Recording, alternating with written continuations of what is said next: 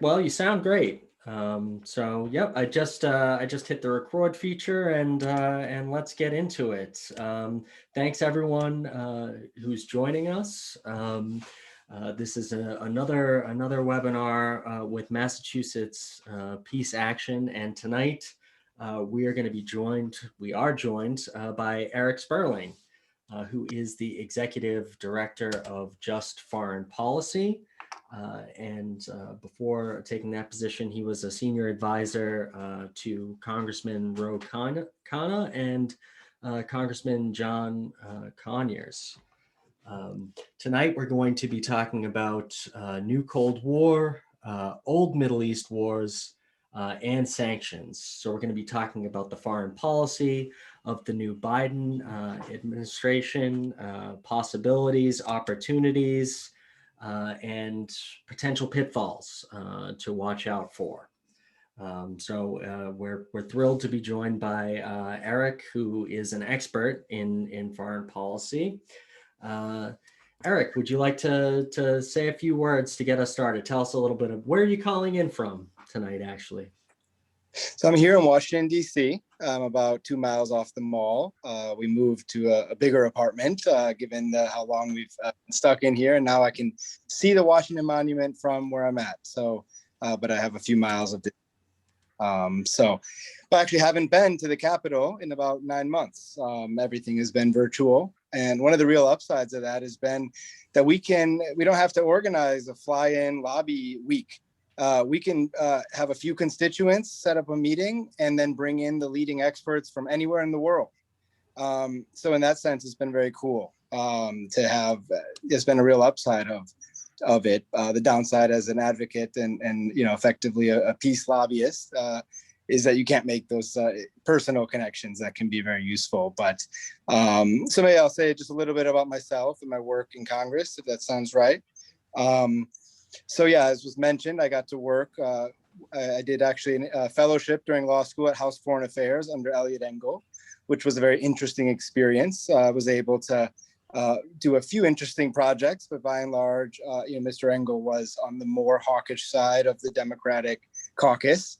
But it was still a very interesting experience. And from there, I was able to get a job that I was very happy with, working for John Conyers, who's been, at the time was, nearly 5 decades of working for peace. He was very much in the model, he was the only member to be endorsed by Dr. King. And he very much exemplified and lived and practiced Dr. King's vision, which Mr. Conyers kind of identified as his slogan of jobs, justice, and peace. And so it was really a blessing. Mr. Conyers, was very popular in Detroit. And so he allowed a lot of leeway for staff to be able to do projects that fit with his mission. He had such a great track record. It wasn't that difficult to find things that, aligned with his mission, because you could look back over his history and say, oh, he's worked on this as well. I feel like Mr. Conyers is really an outlet for people's movements. Really, he was always happy to have different people's movements, domestic or foreign, kind of work through him. And I think that was a very special trait. He didn't need necessarily a personal investment in it, or he was personally invested in the cause of peace and diplomacy. And as long as people that he knew were on our side, were behind it, he was very willing to be that conduit in most cases. So it was a very special experience. And there I got to work on a huge range of issues, a lot of work on Latin America. There were a lot of different kind of regime change efforts and other sanctions and other things that I got to work on that front. And then I also, he was the last Korean War veteran in Congress. I got to lead thankfully, the Korea peace work on the progressive side, starting with him. And I brought that work over to Ro Khanna's office as well. And a range of other issues. We started the Yemen work right when the war started. I saw the Yemen War as a continuation of this progression of U.S. foreign policy. Thanks to people like you all, I was also in this movement as a high school student, was the Iraq War movement. And we saw that, I think we largely won. Obama's credited with winning his primary, winning his election in the primary against Hillary because he was taking that anti-war position. And it's really not considered to be very acceptable in today's, today to send ground troops into a place. So that was a small victory for us. So then we saw the progression towards the Libya war, which was that the U.S. arms rebels on the ground and brings NATO in to do a bombing campaign. Let me fix my light here. Well, may have to do. You're fine. And so then, I saw the Yemen war as kind of a continuation of that same process, where now, because Libya was also very problematic and didn't turn out well. And President Obama called that the biggest mistake of his presidency, the failure to plan for the post-regime change part. And so then we saw the progression, which was the Yemen war, which was where the US provides the intelligence and provides the planes, and the Saudi pilots pulled the trigger, and that led to this idea that it is a Saudi war, even though it's pretty widely understood that the Saudis would not have been able to do what they were doing, both politically or logistically, without US support. So I was very blessed to see, to be able to see that and identify that and work on Yemen right when it started and carry that work forward until, we were able to bring in some other folks who, and I drafted the WPR. So anyway, that's some of the history of Mr. Conyers. Working with Roe brought many of those same issues to Roe. Now with Just Foreign Policy, my role is essentially to assist offices, much in the same way I did before, with foreign policy projects. Since I have the staffer background, I can help offices do a lot of the work that, they often are not able to do because they're so short-staffed. Congressional funding has been reduced horribly over the years. And, foreign policy is often not a priority for many members because there isn't always a constituency for that. And I'm so sorry, I'm having a cat issue here. That's okay. 1 second. I'm so sorry. We'll just wait 1 second while Erik chases his cat out of the room in a very humane way. But yes,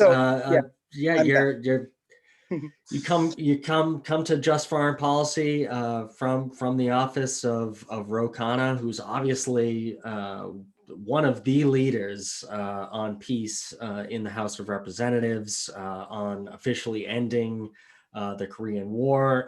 That is his initiative, as well as the War Powers Resolution to end our involvement in the war in Yemen, which was a historic victory in that it was the first time a War Powers Resolution passed both houses of Congress since the 1970s. Unfortunately, it was vetoed by Donald Trump, among many other vetoes that had to do with the Yemen War and arms sales to the perpetrators of that war. So where do you see, let's continue to talk about Yemen. How do you see the updates from the Biden administration? He announced that he would end relevant arms sales for offensive weapons, but at the same time committed the United States to the defense of Saudi Arabia and its sovereignty. I just listened to a press conference from the new special envoy, Timothy Lenderking, and I have to say that myself, I was concerned that he did not call out Saudi Arabian war crimes in the conflict, and framed the discussion as the Saudis being the side that were seeking peace, and their Houthi adversaries, who are Yemeni, as the side that was aiming to continue this war. How do you see the developments? Yeah, you really hit one of the key questions, and that's really astute that you noticed that, because this is something that is very common and problematic in kind of the U.S. discourse recently. And it's I'll try to summarize. I've been so deep in the Yemen war for now 6 years, but essentially, I think the announcement it remains unclear exactly what it means. The revocation of the terrorist designation of the Houthis is absolutely crucial. That was going to essentially cause all the aid groups to have to pull out because their involvement in the 80% of the country controlled by the Houthis would be a criminal act, to be working with them to deliver aid. And Yemen, of course, is already on the brink.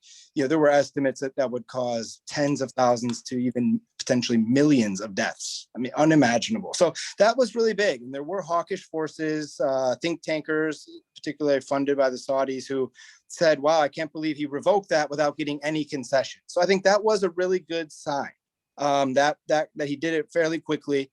And without caving to that Saudi perspective. On the war and the offensive operations, I think that is the key question. And I believe I understand that members of Congress are going to be writing a letter to Biden with very detailed questions, trying to get answers and nail down specifics about that. Because the Saudis have largely framed this war as a defensive war in many instances. And so I think we really do need more information on that. We've seen more Saudi airstrikes this week, and some analysts think that wouldn't be possible without U.S. logistical support. The U.S. Has contracts to, on a daily basis, ensure that these planes can stay in the air. And so that's one of the key things that we have to target, is what we call the spare parts and logistics for the planes. So, yep. So that's kind of where we're at on that. But, I think, you've really identified a key issue, which is that there's this major focus on the Houthis and what they're doing. And, from our perspective as Americans, I think it's great that we're not funding and arming and supporting the Houthis. I think that's really important. And our duty to remain neutral in this war is to do the same for the other side. And there's a little bit of a skewing of that, this idea that if you don't support the Saudis, somehow that's pro-Houthi. It's a little Orwellian, and so that's been the dynamic, in addition to the fact that it was never authorized. So, I think we need to remember, and they're kind of omitting this, which is that if you want to be involved in this war, then simply make the case to Congress and let Congress vote on it. But of course, they don't want to do that because it wouldn't pass. So, there's a lot more to say, but I think, there's going to be a tricky moment where the administration doesn't want the Houthis to potentially win this war. And so there could be a prolonged situation where they don't want to allow that to happen, and they try to negotiate to ensure that the Riyadh-based Yemeni government, which they consider the legitimate government, even though it only controls less than 20%, to ensure that they're in the formation of a new government. I think our view is that that's not the role of the U.S. to try to set the relative bargaining terms in those negotiations. It's our role to withdraw support, have true neutrality, and look to accountability and reparations for what our role in the conflict, I would say. Yeah, well, that's certainly our position in it. We would like the United States to mind its own business in this case, but that's obviously not what we're seeing. I think you put it well, just with the issue of spare parts. It seems to me and to others that the Saudi Royal Air Force could not continue to fly without the spare parts and equipment for their aircraft, which are almost entirely US-made planes. Why do you think that the Biden administration has not taken that extra step? They have said that they'll no longer provide offensive weapons, but there's no threat to dissolve the alliance, to stop providing those spare parts that we were talking about, or even to sanction the Saudi government. It's quite a difference between how we treat other countries in the world that are seen as U.S. adversaries. And it's important to remind folks that Saudi Arabia is one of the worst human rights abusers the world over. Not just in Yemen, but how it treats activists in its own country. Why do you think that is? Joe Biden had some very strong words to say on the campaign trail, And now that he has become president of the United States, he seems to have pulled back a bit from that. Yeah, I think some of the strongest comments, I think, were off the cuff a little bit. It was very encouraging, and I think we can try to hold him to those words, because he was really right when he said that the Saudi regime should be made an international pariah, and it's very true. And of course, the hypocrisy, I think, is so evident, and the world it makes it very hard, I think, and Americans don't always see how transparent the hypocrisy is, and so I think very clear. I think the entire Yemen war was started in part because the Obama administration wanted to placate Saudi Arabia due to the Iran deal. So, while we've seen some progress here, some resistance to the most extreme results of the Saudi war, there's still a relationship that they want and need to maintain, that they've invested in.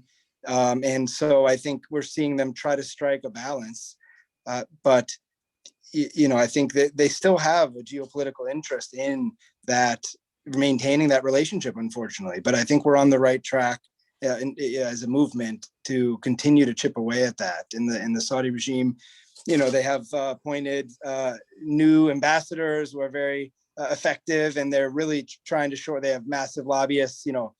Our team and all the activists, including you all, we've gone to battle for peace against a massive lobbyist army, and they make a lot of money. So it's amazing what we've been able to do. So yeah, I think we have a lot more work to do to continue to chip away at that relationship, but I think we're on the right track, slowly but surely. Yes, I do think that we have made a real achievement in getting President Biden to take the steps that he has, but I think it calls for greater pressure. One of the things that particularly interested us here in Massachusetts, because Massachusetts is the home of arms manufacturer Raytheon, making many of the munitions that are being used by Saudi Arabia and the UAE in Yemen. We were concerned when President Biden appointed now Defense Secretary Lloyd Austin, General Lloyd Austin, because he came to the Biden administration from the board of directors of Raytheon, and before that, United Technologies. Could you talk a little bit about the influence of the military-industrial complex on policy in Washington? Yeah, absolutely. I think the Austin case was actually a very tricky and complicated one. And JFP, my organization, along with several others, took a different approach that was a very pragmatic approach, working within a very difficult, limited set of circumstances. And Lloyd Austin, the pick of Lloyd Austin in the face of this, the general consensus that, I don't even know how it was that this became the consensus. It's actually very interesting, but that Michelle Flournoy would definitely be his choice. And it was understood that she would be in, she has been on the wrong side of every single war since going back to at least Afghanistan. And even recently, in 2017, she supported Trump's troop surge. She's been basically unrepentant about any of those wars. And, and then her specialization is really how to retool the U.S. military to confront China in the South China Sea. That she, in a foreign affairs article, suggested that we might be able to sink China's entire Navy fleet and their merchant ships, which I think are civilian ships, as far as I know, in 72 hours. So we saw her as the most hawkish option. And Obama actually liked Lloyd Austin because he was seen as not organizing efforts to defeat the civilian leadership's decisions. That was what Obama, and Bob Gates talks about this in his book, was tired by these generals that try to box him into decisions. And I won't go too into it, but this is really a huge dynamic. Is these generals in the bureaucracy in DC, they have ways to limit the president's options, make it difficult for him to take decisions that he wants to take, such as pulling out of wars. And so, the Lloyd Austin thing was really interesting. There were a number of indications that he might be relatively less hawkish than her. He didn't show any sign of having a real ideological U.S. global domination kind of perspective. It was more logistical. So, we thought that was a better choice than Michelle Flournoy. But, I think in general, the military industrial complex we know is a massive problem. The revolving door, that is absolutely clear regardless of that pick. But one interesting thing that did come out, a reporter from the Quincy Institute found that Lloyd Austin opposed the Yemen War at the outset. He thought it was a bad idea and that the Saudis would lose. And that came out after his nomination. So it was an interesting pick, but of course we're tired of the revolving door and effectively the corruption that happens, and it certainly plays a role. Yeah, and it's definitely something to keep an eye on. Although I do agree that Austin was preferable to Flournoy for that position. You brought up the issue of U.S.-China relations. We see that as extremely dangerous. In Secretary of State Blinken's confirmation, he said that the China policy, as put into effect by the Trump administration, might be something that they would continue. That gave us a lot of reason for concern. We see the preparation for a war with China, a war that can't be fought. Both sides would lose as a real driver for military spending in the future. I understand that you feel that we in Massachusetts have a particular opportunity to influence policy. I would love for everyone on the call to hear about it. Yeah, thank you for that. I think the confirmation hearings, they were trying to get their national security team in place, and I feel like they had an instruction to just say anything you have to say to get through those hearings without a soundbite or a controversy. So, I didn't put too much credence in some of those statements, but, I think Biden is striking a more balanced position early. But one challenge we have is that on a range of issues, they are using these Trump administration decisions, and they're using those as leverage. And they're saying, they we didn't put it in place, but now that it's there, we'll use it. And I think that's a real problem. And that's causing a huge issue for the Iran deal, which is really troubling, extremely troubling, that they've locked themselves into this position that Iran has to move first when they were adhering the deal even for a year afterward. Anyway, so on China, it's really cool. We obviously know that Rep. Jim McGovern, Congressman, is a fantastic champion on so many of our issues, and a staunch defender, opponent of war and supporter of human rights. But of course, the China situation is a real challenge because human rights, as the human rights the U.S. prioritizes in particular, China is not particularly good on.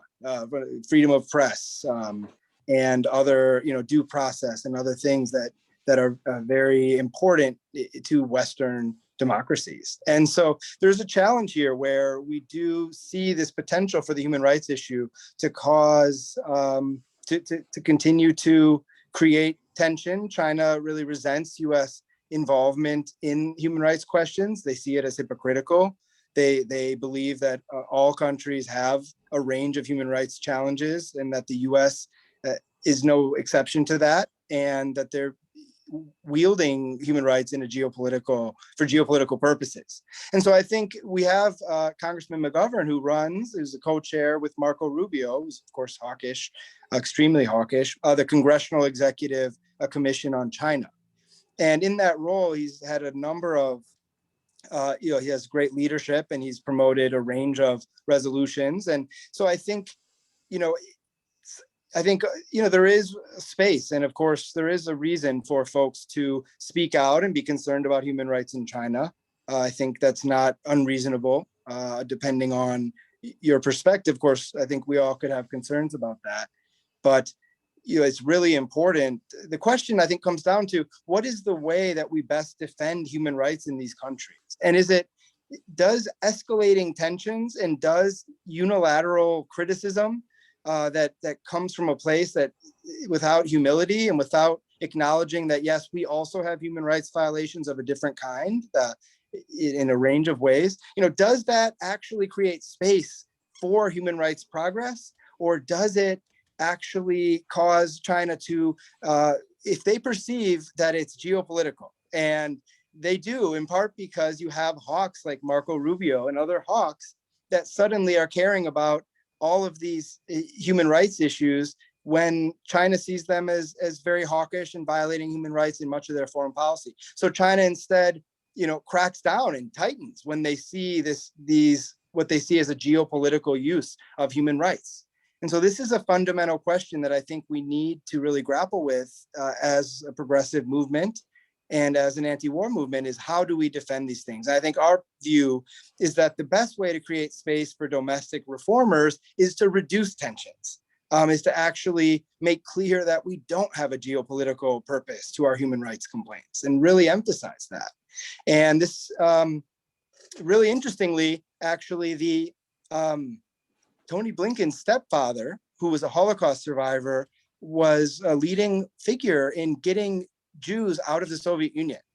And he made to be able to emigrate and resettle in the US or Israel.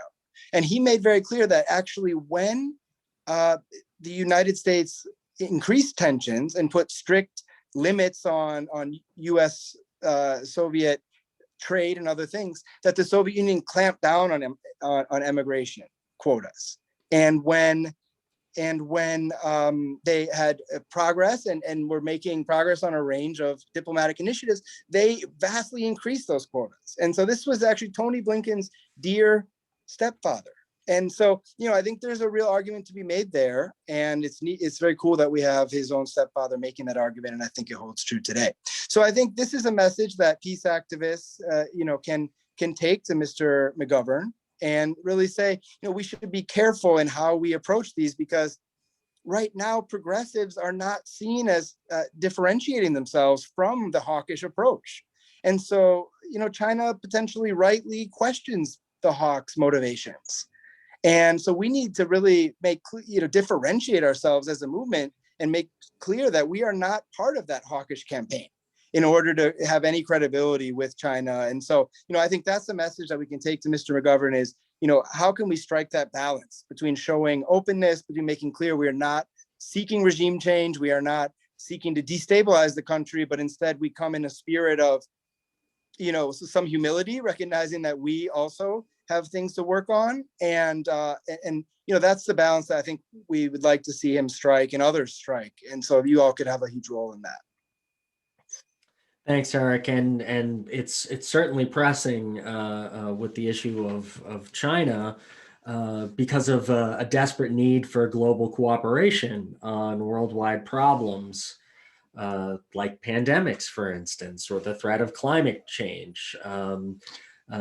Do you feel that that's a good case to make to Congress, that in order to solve these problems, we need to move towards cooperation and away from tensions?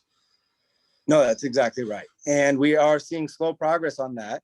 I'm part of a new advocacy coalition that's forming. We have a couple new organizations. One is called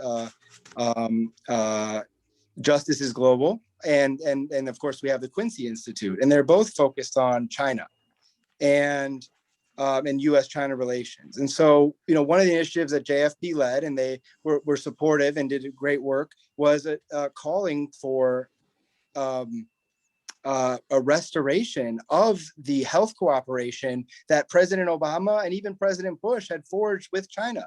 Trump pulled our experts out of the Chinese CDC, and that actually reduced our ability to have early information. And of course, it created distrust between the two nations, which I think impeded our ability to know. And when they are perceiving that there's a chance that information could be used to destabilize them, they're going to restrict that, and that's partially likely what happened in the COVID situation. So we got 100 members of Congress to write a letter calling for that to be restored. President Biden adopted it. Now President Biden adopted it as his official position. And so that was a very exciting thing. And then John Kerry also said that climate is something that they are going to work on regardless of other issues. And so that was a good sign. And I think that'll be the next step that we have progressives in Congress latch onto and really make that case again about the importance of these two issues in the way that they're way bigger threats than any evil, so-called evil nation, that we are supposedly facing. Yes, and before we get to audience Q&A, and we will be coming up on that soon, I wanted to address one more subject, and that is economic sanctions.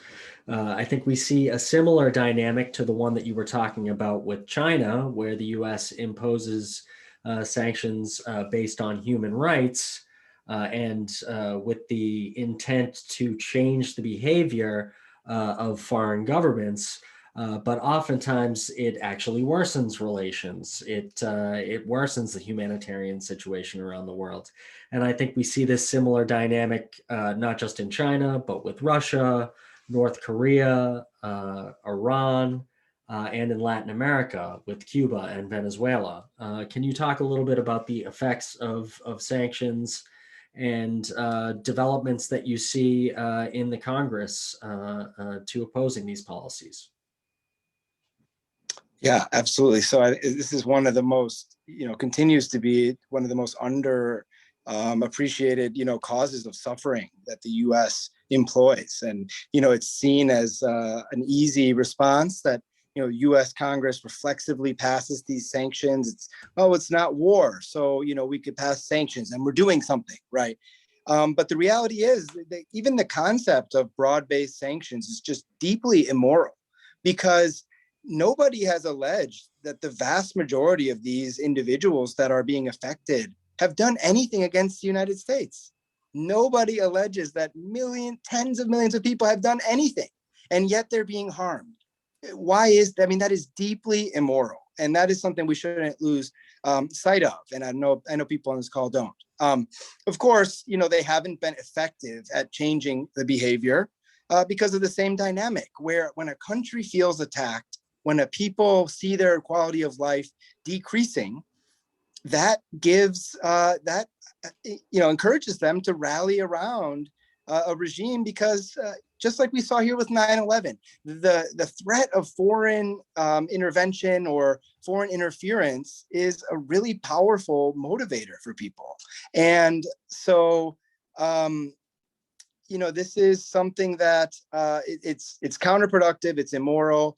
And, I think, again, we need to really make the case that reducing tensions is what creates space for reformers. And the people who know how to reform their own countries are the people themselves. And when we associate those reformers with a foreign campaign to harm the country, that does not help them. So, I think, but one thing we have seen, it's been amazing progress, in recent years on this. A number of our champions have taken action on this. I worked with AOC's office, and early in the pandemic, and over 30 members of Congress called for lifting Iran sanctions entirely during the pandemic, which is a bold thing to say. Lift them entirely for now. Over 30 members of Congress did that, and later in the year, over 70 members of Congress called for worldwide general license for a range of goods to be able to be allowed in. And then what we saw was the Biden administration, really out of nowhere, as far as we could tell, we didn't expect it, announced that they were going to do a full review of their sanctions regimes in light of COVID. And so that, while it seems like a no-brainer and should be, it is unprecedented in U.S. history for an executive branch to acknowledge that it's potential that these sanctions are harming people. It's something that they tend to just try to ignore and not mention. And so we're hopeful. Ilhan Omar, Chuy Garcia, and Elizabeth Warren, and many others wrote a letter supporting that, encouraging them to go far with it. And so we'll see what they come back with. But I think it is somewhat of a hopeful sign. It's a baby step, but I think it's something that we can build on.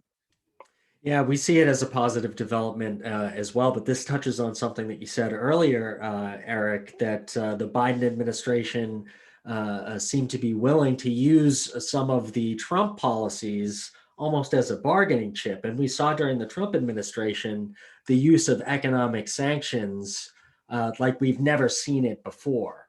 Can you talk a little bit about that? And do you see Biden perhaps pulling back on some of the sanctions that Trump put in place? Yeah, well, as I mentioned with Iran, is extremely troubling early signs, really surprising. This was a very surprising disappointment that they're insisting that Iran go first. And I'm concerned how they extricate themselves from this position now that they've started it. So that's an example, yeah, of how Trump did an absolutely horrible and indefensible act pulling out of this deal that Iran was adhering to. And Joe Biden should simply come in and say, well, we're going to get right back in the deal. Iran easily could have said, we were harmed by this. We followed it. We were harmed. And they could easily say, we want compensation for that harm before we got back in the deal. And they haven't said that. And so, it's really troubling, and so we'll see it, on Cuba. Trump tightened sanctions to their tightest point in basically decades, right as Cuba facing an economic slowdown and real economic crisis because of the lack of tourism, which is their number one source of foreign currency. And he tightened it, and they made a final last ditch kind of regime change effort there that didn't go anywhere. But so again, we hope to just immediately revert to the Obama policy. And in Venezuela as well. I've been to Venezuela before through a sister cities agreement that my home city of Milwaukee had, and I have friends. They are suffering, and again, they never did anything against our government. So we hope that he'll review all of those and do the right thing. Don't. And I think it's our job to really tie those policies to Trump. Because if you are in line with Trump, we know that Trump is a deeply immoral person. And Mike Pompeo, arguably, I don't believe humans are evil, but he's darn close. And so we need to tie those policies to the Trump administration and make clear that we need a return at the bare minimum to the Obama policy, bare minimum. I think that's an effective strategy to tie these policies to the Trump administration, and hopefully President Biden will seek to differentiate himself as much as possible. We know he's no fan of the former president. I want to open it up for audience Q&A.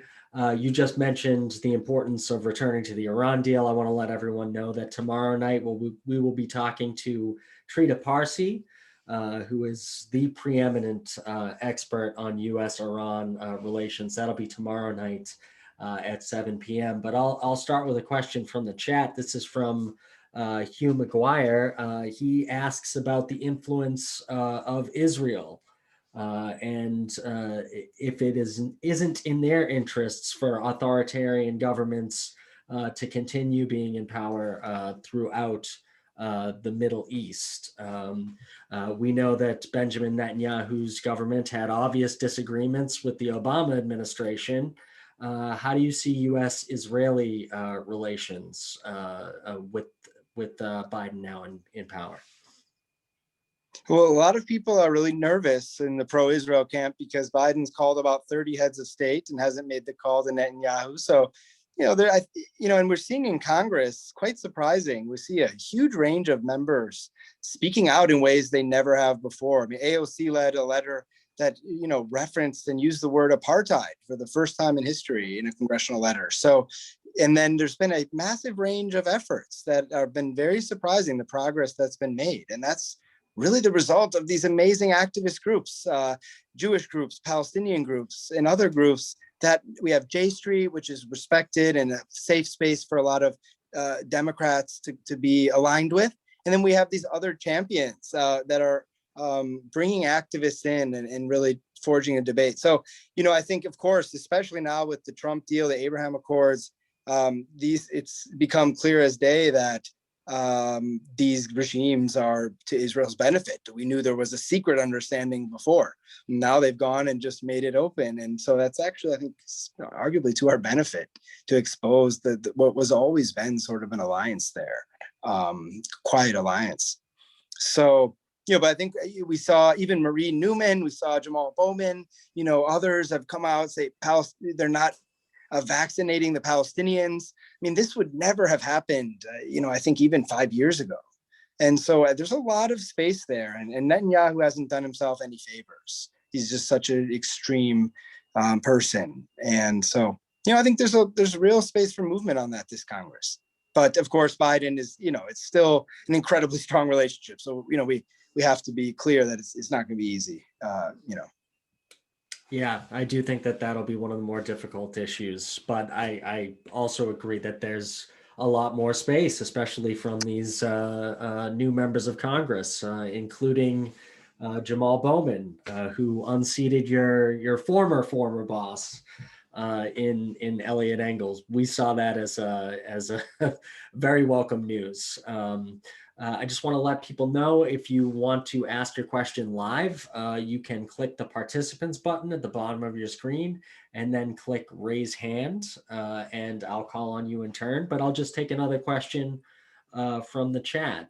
This is from Michael Goodman, who asks about the intelligence community. We talked a little bit about the issue of the revolving door between military contractors and the Defense Department. How do you see the role of the intelligence community in a Biden administration? Obviously, the intelligence community had a lot of disagreements with Donald Trump while he was president. How do you see that changing in a Biden administration? Yeah, so appreciate that question. I think through the Russiagate scandal and the 3 years that was the obsessive focus of much of the corporate media, we saw Democrats have the highest approval rating for the intelligence community. And of course, that's really troubling because their history is really deeply problematic in terms of meddling and overthrowing movements, again, that were foreign movements and didn't need U.S. involvement, in their internal affairs. And so it's very, very troubling. And I think, unfortunately, we don't have the check on the intelligence community that we need. They have a lot of power over Congress. They have very limited members of Congress, the Gang of Eight, the Gang of Four, that they have to notify. And, they're often not allowed to tell staff what it is that they heard. And so again, we have this dynamic where these longstanding DC operatives really have an upper hand over these members that have extremely limited knowledge, experience, and even guidance and advice from their staff. So it's an incredibly troubling situation. I think we'll see is something that I think the peace movement really has, and the left in general has to, and the right as well. I think the right sees the problem with an unchecked intelligence community as well at this point. And so it's really something that we haven't gotten to focus on, and I think we really need to. Church committee was the last major time, and the reforms from that were incredibly limited. So, I think, something to watch closely and think about and see what we can do. But we unfortunately still have a long way to go on that at this point. Yeah, I agree with your concern. I do think that is one of the most and perhaps one of the underreported on consequences of the Trump presidency is this rehabilitation of the intelligence community among folks on the left or center left, but also the rehabilitation of some of the neoconservatives. You saw, partly because of Russiagate, partly for other reasons, folks like former President George W. Bush, even Dick Cheney, hell, even John Bolton became an anti-Trump hero, despite the fact that he worked for him. Could you talk a little bit about that? Yeah, no, I mean, this is something that I think we need to be really vigilant. I think there have been people on the left who've been noting this, but we really need to be clear about, and the American people and the American media, it's incredible the short memories that we have. I mean, it's a huge problem. People have a very hard time remembering really things that happened just a few years ago. And so the Iraq War is something that it's barely discussed. People barely think about the horrific devastation that it caused. And so, now if you're a civil person, if you are a refined, educated person, who sees that Donald Trump is a brute and is, then you are accepted and welcomed back. And it's an incredibly problematic dynamic. And I think we just need to continue to hammer home how evil, not evil, how evil the policies were, that these people, and the incredible harm, and not let that go. Keep it as fresh as we can in people's minds, because they're still doing the same thing. They're still pushing the same policies. Thanks. My next question is from my colleague Amar, who asked specifically what peace activists should be asking or requesting from progressive members of Congress, and what peace issues in this Congress particularly do you think we're most likely to make progress on? That's a great question. I guess I'll just get into, maybe since we have so many amazing activists on the call, I want to say also, Massachusetts Peace Action, as a staffer who did the foreign policy work and led much of the progressive foreign policy efforts, we notice the amazing groups that exist. And Massachusetts Peace Action has always been one of those groups. I would dare say a top 5 group in the whole country that can get stuff done, can get their members on things. And so we're just so grateful for that. It's amazing. And so, everyone who's on this call, what I would, presumably you have, I think 7 different reps. And I hope that everyone on this call, just in the nuts and bolts of how you can do this stuff, call your congressional office, get the foreign affairs staffer's name, and email them and get to know them, connect with them, become the person that they know they will hear from when they are taking a foreign policy decision. They say, oh, that's so-and-so. I know I'm going to hear from him, because I took this, we have this big vote coming up, and build that relationship. And I think that is so crucial. People don't realize how accessible these people can be if you're persistent as a constituent. And so I hope that everyone on this call develops a personal relationship, if you can, with the foreign affairs person, recognizing that these people live in a DC bubble. Some will be great. Some will be in a little bit of DC groupthink. And so you can be strategic in how you engage, try to get them to not tune you out, as frustrating as it can be, the basic things that they are not able to see because of the DC groupthink bubble, if you will. So I'll say that, I think I think we're going to have to play it by ear a little bit on which issues we can make progress on. Certainly top priority, number 1 humanitarian crisis in the world is Yemen. We have to go hard on that. We have to be focused. We have to demand they restore the aid, not only remove the terror designation, restore the aid. There's an effort right now that I'm sure Peace Action will sign, which is to calling on them to restore the aid. And I think in general, it's staying in tune with kind of the efforts that are coming up. And I think we're going to, as Just Foreign Policy, we are going to try to get a member of Congress on every progressive foreign policy issue. That's the goal. And so I think if you can, stay kind of in touch with, obviously with Massachusetts Peace Action, about which is the particular campaign that is coming up at the moment due to the congressional calendar or other factors. But I think we have to make progress on U.S.-China relations, U.S.-Russia relations. We have to insist on diplomacy as the only option there. And on Latin America, we're going to have to really insist, do not continue with the Trump, Rubio, Pompeo policy. So I think there's space in a lot of areas, and groups like Mass Peace Action are just crucial for that. And I know that there's a lot of activists in the audience right now. I can see some of them who definitely have taken your advice and are on top of foreign policy staffers. And we've done a good job here in Massachusetts. I think that's why Amar asked the question. Almost our entire delegation voted to cut the Pentagon budget at some point last year. So we really do see ourselves here in Massachusetts as kind of the leading edge where we can try and get as much done as possible. I think we have time for 1 or 2 more questions. This is from Diane. Could you comment on the appointment of Rob Malley as Iran envoy, rather? And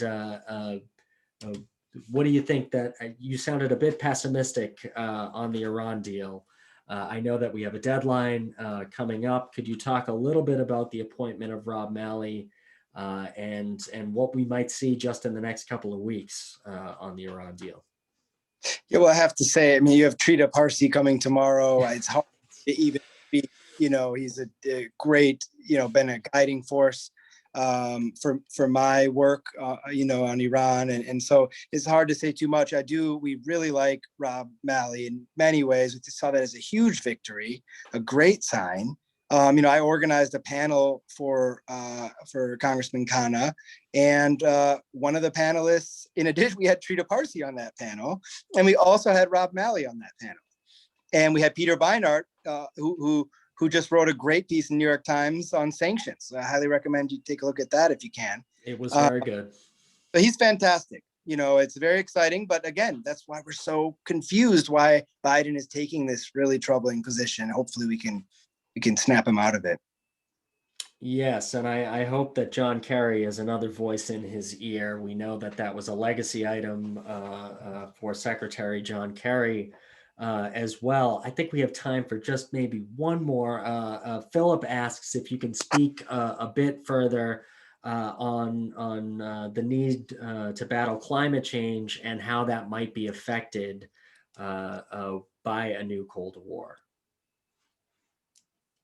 Yeah, I mean, I think this is there's a number of facets to this. I mean, China, in part because of, the thing that they do well, despite their, many human rights violations on the, on the political rights and a range of rights that we respect here, their thing has been industrial policy, and it's been very effective. And even Marco Rubio says, we need to adopt an industrial policy to compete, which is a left-wing position.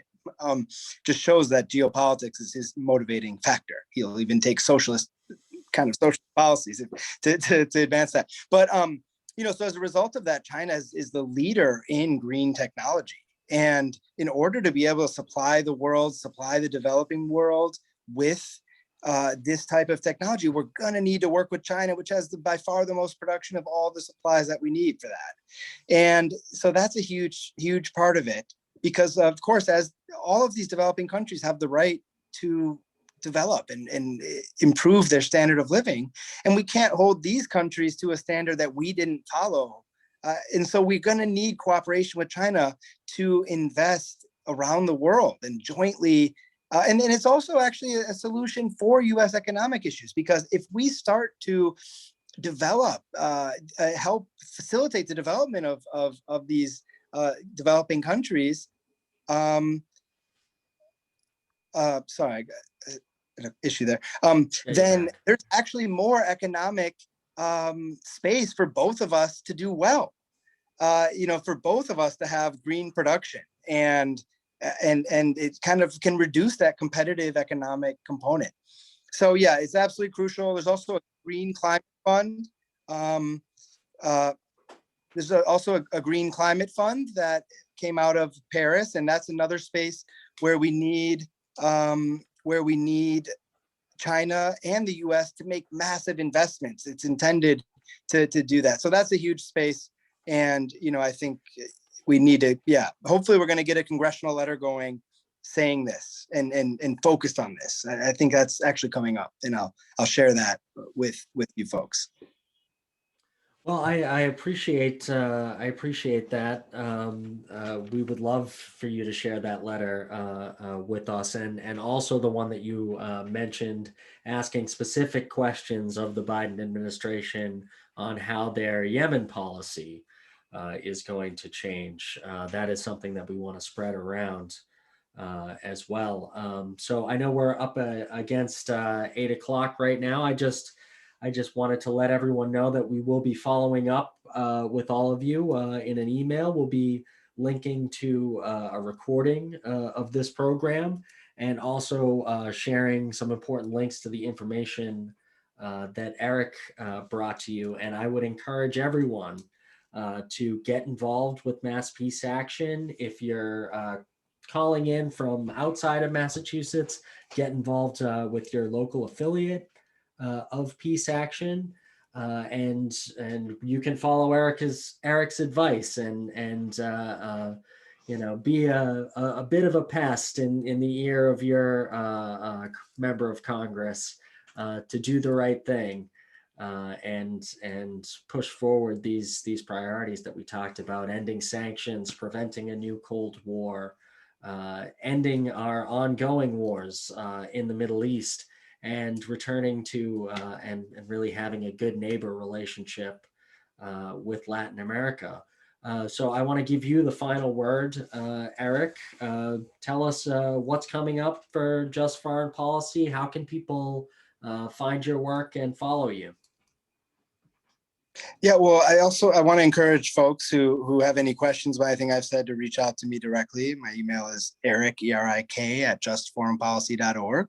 You can sign up for our mailing list. I think following us on Twitter is a good way to go. But generally, JFP, we bring in coalition. We work in coalition with groups, and so we almost always working with Peace Action. And so I think staying involved with your Peace Action chapter is a great way to be involved. We'll be working on a huge range of stuff, from sanctions to, again, Russia-China relations. We're going to just try to build that up. And, it's just such an honor to be here with one of my very favorite, most impressive activist groups in the whole country. So I just thank you so much for your great work and for having me.